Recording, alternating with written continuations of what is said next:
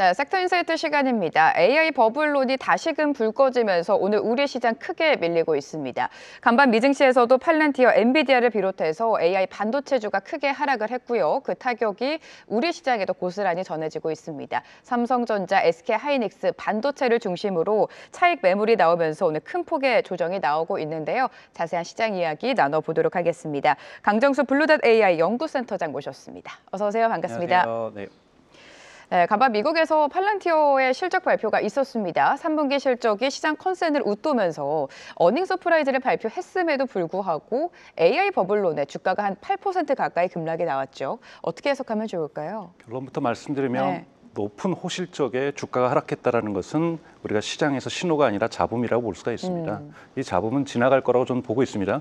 물론 앞분에 분석을 잘 해주셨지만 다양하게 지금 AI 거품론이라든지 마이클 베리의 어떤 풋옵션 공개라든지 또는 어제 있었던 홍콩에서 지난밤에 있었죠. 그 세계 글로벌 금융 리더들의 투자 정상회의, 거기에서 이제 골드만삭스 CEO가 앞으로 12개월에서 24개월 동안 주가가 10%에서 20% 정도 조정을 받을 거라고 얘기를 했는데요. 이런 부분들, 그다음에 말씀하셨던 차익 실현에 대한 어떤 부분들이 주가를 8% 가까이 하락을 시키고 있는데요. 근데 워낙 실적이 좋습니다. 팔란티어가 여러분 보셨던 것처럼 정부 부분에서의 매출 증가율이 한 50%였는데 미국 상업 부분에서의 매출이 100%가 넘게 증가를 했고요. 그리고 여러분 아시는 룰 오브 40 같은 경우에는 100을 이제 114를 통과하고 있으면서 엔비디아 다음으로 지금 룰 오브 40, 즉 매출 성장률과 영업이익률 이것이 포함해서 100%가 넘었다라는 거죠. 이러한 있을 수 없는 좋은 실적을 보여주고 있는데도 주가가 내렸다는 것은 여러분 보셔야 될 것은 지난 2분기 때 이후에도 실적 발표 이후에도 호실적에도 불구하고 높은 밸류에이션에 대한 비판들이 있으면서 180달러 정도 있었던 팔란티의 주가가 140달러까지도 내려갔었습니다. 다시 근데 회복하면서 지금 200달러를 돌파했다가 다시 내려간 거잖아요. 네. 저는 더 내려갈 수도 있다고 봅니다만 장기 투자하시는 분들에게는 펀더멘털 자체가 이게 밈 주식이 아니라는 거죠. 사람들이 우르르 몰렸다가 올라가고 그다음에 우르르 빠지면서 빠지는 밈 주식이 아니라 펀더멘털이 워낙 탄탄한 기업이기 때문에 이런 기업들에게 이런 바람들은 저는 외풍에 불과하다고 저는 생각이 듭니다. 그래서 조금 AI 거품론하고도 중요한 연관이 있지만 AI 거품론은 무관하게 팔란티어 같은 경우에는 지금 빠른 속도로 상업 영역, 즉 커머셜 영역이라고 보통 이야기하는 이 부분이 증가하고 있다는 거고 거버먼트 영역하고 다르게 커머셜 영역은 영업이익이 거버먼트 이익 대비 30%에서 50%가 높습니다. 대단히 높은 영업이익을 만들어내면서 이 영업이익이 높다는 것은 프리캐시 플로우, 즉 PE 이런 걸로 PER로 지금 가치 평가를 하는 것이 아니라 FCF로 지금 평가를 한다라면 대단히 성장할 수밖에 없는 기업이라는 것을 보시는 것이 더 중요하다고 저는 보고 좋은 소식이 아닐까라고 저는 생각합니다. 주가 조정이. 팔란티어의 주가 조정이 오히려 긍정적으로 작용할 수 있다. 장기적인 관점에서 봤을 때 펀더멘털이 워낙에 탄탄한 기업이다라고 짚어주셨습니다. 자, 에이펙 정상회의에서 다양한 경제 성과가 나왔는데 시장이 주목을 했던 건 당연히 엔비디아 GPU 26만 장 공급입니다. 어떤 의미가 있다고 우리가 해석하면 좋을까요? 전체적으로 볼 때 26만 장이면 작지 않은 거고 또 어제 대통령도 시정 연설에서 AI 고속도로를 놓는다라고 얘기했던 부분들 다 타당한 얘기라고 저는 생각이 들어요. 그런데 저희가 좀 비교를 할 필요가 있는 것이 26만 장 좋은 성과입니다. 그래서 한국도 이제 3위 국가가 됐다라는 것, 세계 그 자체가 3위, 네, 세계 3위가 됐다라는 것 팩트죠. 그러나 좀 비교할 필요가 있습니다. 1, 2위하고 얼마나 차지하는지. 어제 저희가 26만 장을 구매하는데 여러분 98억 달러 정도가 소요가 됩니다. 물론 이걸 가지고 데이터 센터를 지면 훨씬 더 많은 돈이 필요하겠지만 오픈 AI가 어제 새벽에 아마존 AWS와 계약한 금액이 980억 달러입니다. 그리고 엔비디아하고 오픈 AI가 결합한 것이 1000억 달러고 AMD하고 계약한 돈이 1000억 달러가 넘고요. 오픈 AI는 앞으로 여러분 1조 달러의 설비 투자를 앞으로 10년 동안 합니다. 한 기업이. 근데 우리는 이제 100억 달러 미만의 부분을 한 거라서 3위라고 한다는 것은 좀 격차가 있다. 좀 격차가 있다. 즉 운동장 들어왔더니 저희도 이제 운동장이 뛰게 해준 거죠. 그래서 세 번째로 들어왔더니 앞에 뛰고 있는 두 명이 미국하고 중국이 벌써 10바퀴를 돈 거예요.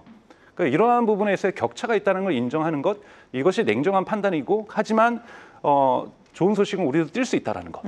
이러한 명암이 좀 교차하는 어떤 소식이 아닌가라고 저는 보고 있습니다.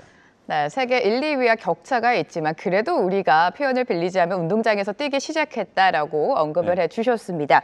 가장 중요한 건 이 엔비디아 GPU 26만 장이 언제 도입되고 어떤 용도로 쓰이느냐가 중요할 텐데 국내 경제 효과까지 좀 짚어주실까요? 네, 여러분 이제 정확하게 되게는 지금 삼성전자의 5만 장, 그다음에 SK의 5만 장, 그다음에 현대자동차그룹의 5만 장, 그다음에 네이버의 6만 장 정도가 있습니다. 네.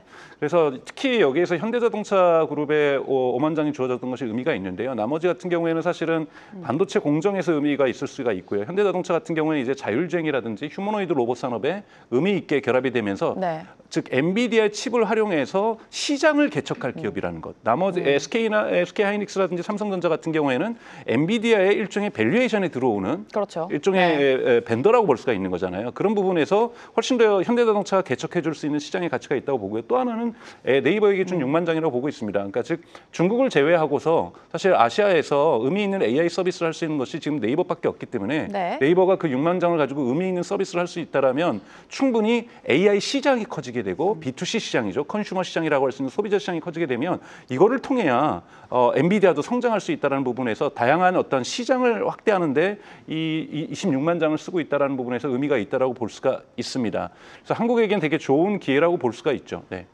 네, 현대차 같은 경우에는 자율주행과 로봇, 그러니까 새로운 시장을 개척하는 계기가 됐다라고 언급을 해주셨습니다. 자, 이렇게 한국 기업과 엔비디아 동맹 계속해서 강화시키고 있는데 또 한간에서는 엔비디아의 의존도를 줄여야 된다 이런 목소리도 있습니다. 엔비디아의 의존도를 줄이면 그럼 저희는 이제 AMD라든지 뭐 브로드컴하고 협력을 해야 된다는 건데 규모 사이즈가 우선 다르고요. 물론 AMD 같은 경우도 오픈 AI가 AMD하고 전격 결합을 하게 되면서 그 시장 사이즈가 결코 작지는 않을 거라고 좀 보는데 아직은 압도적으로 엔비디아가 시장을 열고 있다는 건 인정을 해야 되는 거고요. 여러분 제가 아까 오픈 AI 비교를 들면서 한국하고 격차가 난다고도 하지만 거꾸로 여러분 오픈 AI가 1조 달러의 설비 투자를 10년간 하게 된다는 것은 지금보다도 상상할 수 없는 규모의 AI GPU 시장이 열린다는 겁니다. 여기에 그러면 HBM을 납품 현재 하고 있는 SK 하이닉스의 성장 전망과 그리고 혹시 하게 될 수도 있는 가능성이 매우 높은 HBM4부터는 높은 삼성전자가 성장할 수 있는 흔히 말하는 토탈 어드레서블 마켓 TAM이 어마어마하게 커진다라는 거죠. 그런 부분에서 이 두 기업, 한국으로 치면 SK 하이닉스라든지 삼성전자는 대단히 잠재적인 성장력들을 더욱더 증폭시키고 있다는 부분에서 저는 거품론 자체는 뚫고 지나갈 수도 있다라고 저는 생각이 들고요. 그리고 엔비디아하고 지금 협업하는 것이 대단히 중요하고 당연하게 지금 AMD가 예를 들자면 지금 오픈 AI에게 AI GPU 칩을 내년 하반기부터 납품을 하게 될 경우는 이것 또한 SK 하이닉스하고 삼성전자에게 길이 열리는 거라고 봅니다. 그래서 저희가 독립성을 낮출 필요가 없고 이거는 시장이 만들어 주는 거고요. 저희는 양쪽에다가 또는 필요하면 브로드컴에다가 모든 곳에다가 또는 NPU 시장이 커지면 NPU 시장 모두에게 HBM을 댈 수 있다는 부분에서 저는 의미 있는 시장의 변화라고 보고 있습니다. 네. 자, 이런 가운데 에이펙 참석 후에 미국으로 돌아간 트럼프 대통령의 발언을 또 보도록 하겠습니다.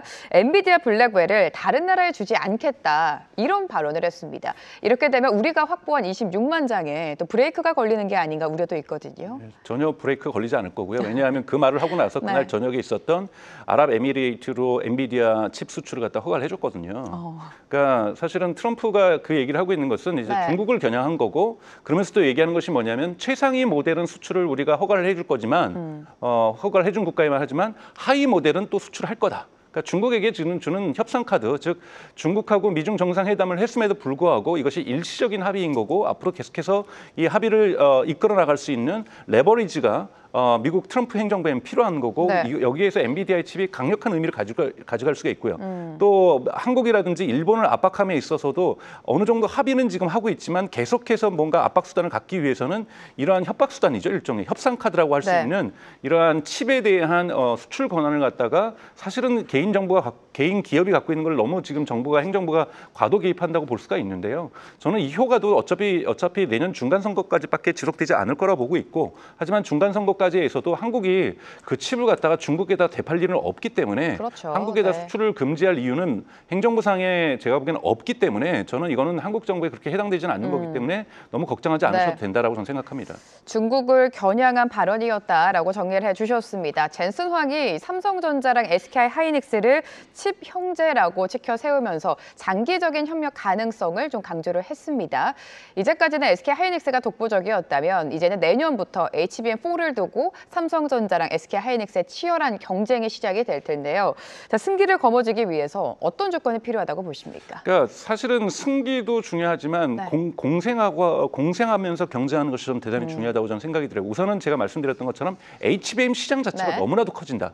지금도 컸지만 앞으로 더 지금도 커지는데. 영업이익도 SK 하이닉스가 정말 계속해서 최고를 기록하고 있지만 이거보다 더욱더 2배, 3배 커질 가능성이 매우 높다라는 부분들을 우리가 볼 필요가 있다는 거고 여기에서 두 경쟁업체, 그다음 미국의 마이크론까지 합쳐서 3개의 업체가 어느 정도 시장을 분할하면서 같이 성장해 나갈 거라는 거죠. 물론 SK 하이닉스 같은 경우는 지금 리더십을 어떻게 유지할 수 있는 것인가. 그래서 차세대 모델이라든지 요즘 커스터머 HBM이라는 시장들이 또 미래 시장으로 각광을 받고 있거든요. 아직 현실화되고 있지는 않지만 즉 맞춤형으로 HBM을 맞춰주는 거고요. 그다음에 여기다가 낸드에도 HBM을 넣는다든지 지금 그 전통적인 디램에다가 HBM을 방식을 한다든지 해서 AI 디램 또는 AI 낸드 칩 이런 AI 칩용으로 해서 낸드와 디램을 갖다가 좀 진화시키는 이런 다양한 방식에서 지금 SK 하이닉스는 대단히 큰 대규모 투자를 하고 있습니다. 그래서 기술 리더십이 유지될 거라고 보고 있는 거고요. 삼성 또한 HBM4에서 SK 하이닉스하고 경쟁하기 위해서 좀 더 정밀도가 높은 이런 칩 설계를 지금 하고 있는데요. 이런 기술 경쟁은 두 업체가 경쟁하고 마이크론하고 경쟁하면서 3자 구도가 경쟁이 되면서 계속해서 기술 진화를 낳는다는 부분에서 저는 긍정적인 의미가 있다고 보고 있습니다. 근데 어느 기술 하나가 시장을 제패하거나 네. 이렇게 되지는 않을 거기 때문에 커지는 시장 속에서 의미 있게 삼성전자, SK 하이닉스 그리고 미국의 마이크론까지 3분할하면서 시장에 성장할 거라고 보고 있습니다. 네. 네, HBM 시장은 지금보다도 더욱더 커지겠죠. 앞으로 삼성전자랑 하이닉스의 움직임을 지켜보셔야 될 것 같고요. 엔비디아의 물량을 확보한 게 삼성전자, 하이닉스 그리고 현대차였습니다. 앞서서 자율주행과 로봇의 새로운 시장이 개척될 것이다라고 언급을 해주셨는데 현대차 피지컬 AI 전략에 대해서도 좀 짚어주실까요? 그러니까 현대 같은 경우에는 여러 번 아신 것 같지만 자율주행에 사실은 많은 지금까지도 투자를 해왔지만 네. 죄송한 얘기지만 지금까지 이렇게 의미 있는 성과를 내지는 못했었거든요. 그런 부분에서 이번 기회가 현대에게는 현대자동차 입장에서는 여러분 이건 한 1억 달러를 내도 못할 홍보 효과를 이번에 젠슨왕하고 치킨 한번 먹으면서 낸 거잖아요. 여러분 미국 언론이나 유럽 언론에서도 이 사건은 다 보도를 했습니다. 네. 그러니까 그만큼 삼성전자하고 SK 하이닉스는 AI라는 이 프레임워크에서 조명을 받다가 현대자동차가 갑자기 낀 거거든요. 그러면서 전 세계적으로 뭔가 현대자동차가 자율주행과 피지컬 AI에 있어서 큰 성과를 이루고 있다고 얘기를 마치 가능성으로 조명되고 있는데 그 가능성을 현대기아차는 사실은 무겁게 현실화시켜야 될 책임을 저는 갖고 있다고 저는 생각이 들어요. 이제 시작하는 거라고 볼 수가 있고요. 사실 젠슨왕이 한국을 오기 전에 미국의 워싱턴에서 있었던 GTC 2025 행사에서도 우버랑도 2027년까지 자율주행을 시도해보겠다고 얘기를 하고 있거든요. 네. 그런 부분에서 다양한 시장 가능성들에 있는 주자들을 플레이어들에게 기회를 지금 주고 있다는 거고 현대차 그룹이 정말 모처럼 좋은 기회를 이번에 받았기 때문에 이 기회를 현실화하는 것은 현대의 몫이라고 보는데 아직까지 피지컬 AI는 여러분 전 세계적으로 출발선에 다 있습니다. 네, 현대차라고 해서 뒤처지고 있는 것이 아니고 피지컬 AI는 우리가 GPT 3.5가 처음으로 나오면서 2년 전에 11월에 나오면서 세상이 놀랐었는데요. 네. 그때 그때 3.5라고 한다면 요즘 피지컬 AI 전문가들은 GPT 2.0 수준이다 아직까지는. 그러니까 아직까지는 상용화할 수 있는 수준으로서 피지컬 AI가 성숙하지는 않았습니다. 물론 성숙 전 단계에 있기 때문에 2.0이 3.5가 되고 3.5가 4.0 지금 5.0으로 발전한 것처럼 빠른 속도로 발전하겠지만 아직까지 피지컬 AI가 요입당하면서 출발선에서 누가 먼저 나간 상태가 아니기 때문에 네. 현대도 결코 뒤졌다고 볼 수가 없습니다. 하지만 조금 저희가 이걸 급하게 내년도 되면 피지컬 AI로 갑자기 현대가 자율주행을 막 잘할 것이다. 이런 기대도 조금 섣부릅니다. 그래서 여러분들 이건 좀 조심해서 볼 필요가 있지만 기회가 열렸다는 측면으로만 평가하는 것이 맞다고 보고 있습니다. 네, 새로운 기회가 열렸다 계속해서 강조해주고 계시고요. 이번에 엔비디아의 선택을 가장 많은 물량을 확보한 게 네이버입니다. 6만 장을 확보를 했는데 이렇게 카카오와 엇갈린 결과를 받게 된 이유 뭐라고 보십니까? 카카오는 사실상 네. AI 개발을 포기했기 때문인 거죠. 카카오는 지금 오픈AI랑 협업을 하면서 여러분 카카오톡에 벌써 챗GPT가 들어오지 않았습니까? 그런데 그 위치가 과연 얼마나 챗GPT를 많이 쓰게 유발할지는 잘 모르겠지만 네. 카카오는 그렇게 되면 데이터 센터가 필요 없어요. API로 흔히 말해서 오픈AI의 챗GPT를 불러오기만 하면 되는 거거든요. 그렇기 때문에 이거는 데이터 센터하고 GPU의 문제는 오픈AI의 몫이지 카카오의 몫이 아니라는 거죠. 그러면 카카오 자체가 스스로 이제 뭐 김범수 의장에 대한 뭐 법적인 어떠한 지금 리스크가 많이 해소된 상태이기 때문에 네. 다시 AI를 위해서 달린다. 그래서 우리도 AI 모델을 개발하겠다. 남의 것 갖다 쓰는 것이 아니라 이렇다면 GPU가 필요하겠지만 현재로서는 카카오는 GPU가 필요한 기업이 아니라는 점 이건 카카오가 명심해야 될 부분이라고 저는 생각이 들고요. 네이버는 여러분 아시는 것처럼 성과가 글로벌 수준으로 아직까지는 나아가고 있지 못하지만 하이퍼클로바라고 하는 X라고 하는 자체의 거대 언어 모델을 개발하고 있고 이 부분의 속도를 내기 위해서 그리고 이것을 서비스로 네이버 쇼핑과 네이버 지도와 네이버 검색에다가 결합을 시키기 위해서는 많은 양의 GPU가 필요한 상태고 이 부분들에게 네이버에게서는 좋은 소식이 온 거죠. 그래서 자체 AI 모델뿐만이 아니라 이 AI 모델에 기반한 서비스를 확장시키는데 이 GPU가 대단히 유용하게 저는 쓰일 거라고 보고 있습니다. 자, 이렇게 네이버까지 AI 전반에 대한 분석 도와주셨습니다. 지금까지 강정수 블루닷 AI 연구센터장과 함께했습니다. 고맙습니다. 고맙습니다. 계속해서 다양한 경제 이슈를 알고 싶다면 구독과 좋아요, 알림 설정 부탁드립니다. AI 캐스터 권미정이었습니다.